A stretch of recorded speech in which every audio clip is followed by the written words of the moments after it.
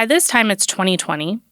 They're just starting their adoption journey. And if you don't know anything about adoption, it can be extremely expensive. It can be upwards of like $40,000. They were doing like private adoption? Yeah. So the route that they were planning to go was to avoid an agency because $40,000 is just so much money. So much money. And instead self-match.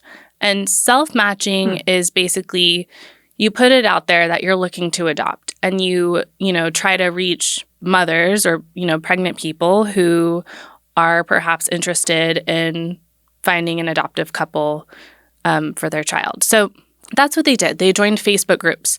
So in July, they have a home study. They go through the whole thing. They're by the book, okay?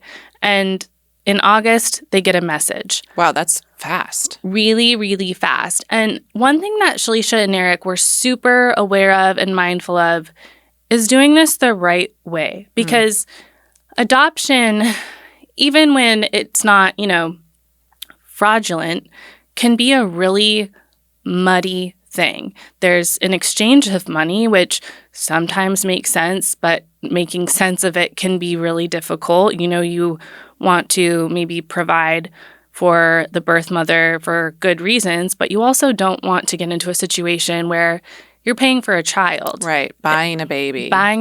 And not good. Not good. And they absolutely didn't want to be a part of that either. So, they did this home study, they got approved, they get this message.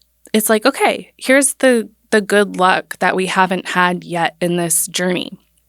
And the person who reached out identified herself to Shalisha as a 16-year-old girl living in Texas, and she identified herself as Melody. And she said that she was pregnant by her stepfather. Oh. Yeah, which, that's rape. And Shalisha was immediately concerned for this girl's well-being. That was her primary focus. They were not even excited about the prospect of adopting as much in that moment as they were, okay, let's see if we can get this young woman some help, this girl some help, and let's get in touch with our lawyer. Was this just messages back and forth at this time, or did they talk on the phone or anything like that? Yeah, so it starts out as Facebook messages, and then they start talking on the phone, but pretty quickly, Shalisha gets her lawyer involved. Okay. Because this girl tells them that she hasn't had prenatal care. She's in a dangerous situation because she still lives in the home with her stepfather. She tells them that her older brother is incarcerated because he actually had a physical altercation with their stepfather about what happened. So they make arrangements to get her to a safe house. And, this is all sort of happening as Shalisha and Eric are talking to her more and more about the pregnancy.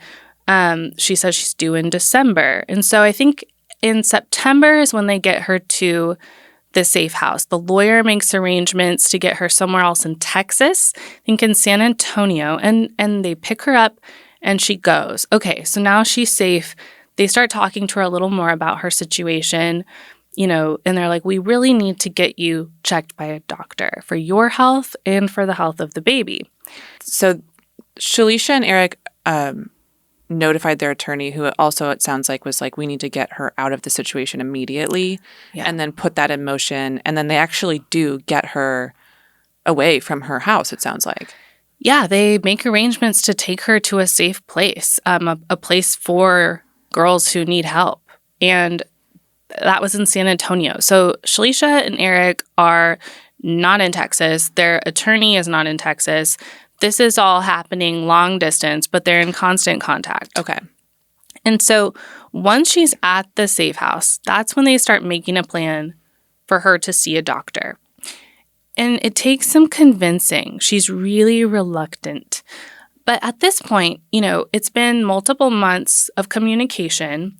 She's gone to a safe house, and she hasn't taken a dime from them. There's been no money exchanged. So it's like, okay, she must really need our help. She's not asking us for anything. She's just talking to us and saying that she needs this help, and that she wants to give the baby, I don't know if the right term is give up the baby, and that she wants the baby, maybe? Yeah, and that she wants to place the baby for adoption. So Melody eventually very reluctantly agrees to go see this doctor. And they make additional arrangements to get her across state lines to Huntsville, Alabama. This is where things go completely haywire. So Melody arrives to the medical facility and the doctor goes to check on her. You know, they ask you a bunch of questions. They're talking to, okay, when was your last period? The basic stuff. But then they want to do a sonogram and she declines. She's like, full stop, not doing it. So the doctor leaves the room and he's like, okay, something's not right here. The doctor's a man? I don't recall if it was a man or a woman, Okay. but the doctor was like, okay, well, I can't do much with this, and this is a bit strange. Yeah. And so the lawyer gets on the phone with the people who are with her at the doctor, which was another representative, not Shalisha and Eric themselves. And the lawyer's like, well, I'm 20 minutes away. I'm going to drive up there and talk to her myself because this is now getting a little weird. So he goes into the room with this girl, Melody, who says she's 16. And for 20 minutes, he's sitting across from her in pretty much silence. She doesn't want to respond to his questions. She doesn't want to talk to him. And in a way, it makes sense. She's a minor. She's in a new place. She's pregnant.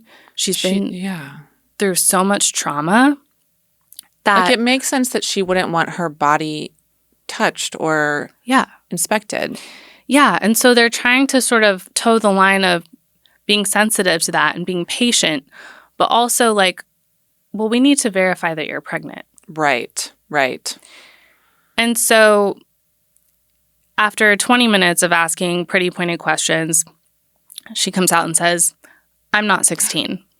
Oh, I'm not 16? And he says, okay. And she says, I'm actually 19. And he says, okay, is there anything else? And then she says, I'm not really pregnant. Oh, wow.